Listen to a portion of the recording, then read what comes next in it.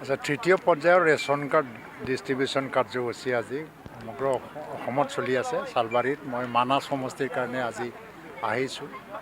মানাছত আজি প্ৰায় 11,823টা যিটো ৰেচন কাৰ্ড চালবাৰী চাব ডিভিজন হিচাপে এইটো বিতৰণ কৰা হ'ল। আনুষ্ঠানিকভাৱে আমি কেইটামান বিতৰণ কৰিছোঁ আৰু ইয়াৰ উদ্দেশ্য হ'ল যে খাদ্য সুৰক্ষা আইনৰ অধীনত সকলো নাগৰিককে মানে খাদ্যৰ অধিকাৰ আছে, এইটো সুনিশ্চিত কৰিবৰ কাৰণে কৰা হ'ল। আগত ৰেচন কাৰ্ডটো জেনেৰেল আছিলে, চবৰে পৰিয়ালত ৰেচন কাৰ্ড থাকে, কিন্তু এতিয়া যিটো ইনকাম গ্ৰুপটোৰ চাই পেলাই বহুত এটা হায়াৰ ইনকাম গ্ৰুপৰ যিবিলাক প্ৰিভিলেজ মানুহ তেওঁলোকক বাদ দি পেলাই দিয়া হ'ল। এতিয়া আমাৰ চলপুৰত বেলেগকৈ দিয়া হ'ল আৰু চালবাৰীত আজি দিয়া হ'ল।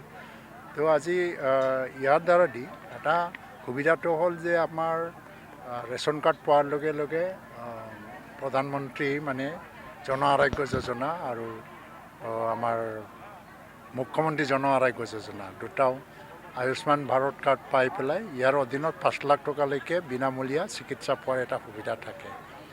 আৰু LPG গেছ কানেকশ্যনত বিনামূলীয়া আৰু চিলিণ্ডাৰ পোৱাৰ পিছতো যেতিয়া ৰিফিলিং হ'ব তাতো এটা ছাবচিডি গভমেণ্টে দিব।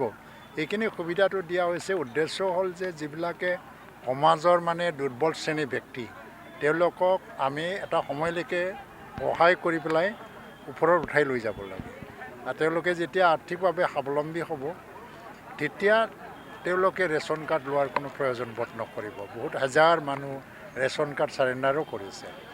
এতিয়া 4 লাখ টকালৈকে যিটো উপাৰ্জন তেওঁলোকে ৰেচন কাৰ্ড পাব পাৰে, কিন্তু আজি অসমত কেইটামান এনেকুৱা পৰিয়ালত ওলাই পৰিছে, মুখ্যমন্ত্ৰী এদিনা কৈছে যিবিলাকৰ ৰেচন কাৰ্ড পাব নালাগিছিল, যাৰ ইনকাম গ্ৰুপটো বহুত ওপৰত, তেওঁলোকে ৰেচন কাৰ্ড লৈছে। তাৰ কাৰণে মুখ্যমন্ত্ৰী ব্যৱস্থা লৈ আছে, কিন্তু মই আহ্বান জনাম ব্যৱস্থা লোৱা বা ল'ব লগা এটা পৰিস্থিতি পোৱাৰ আগতে আপোনালোকে চাৰেণ্ডাৰ কৰক, যিসকলৰ আছে যিটো পাব নালাগে। আৰু যিবিলাক থাকি গৈছে যে বিভিন্ন প্ৰচেছত গ'ল, যেনিবা আজি মানে আমি নতুনকৈ ৰেচন কাৰ্ড দি আছোঁ, কিন্তু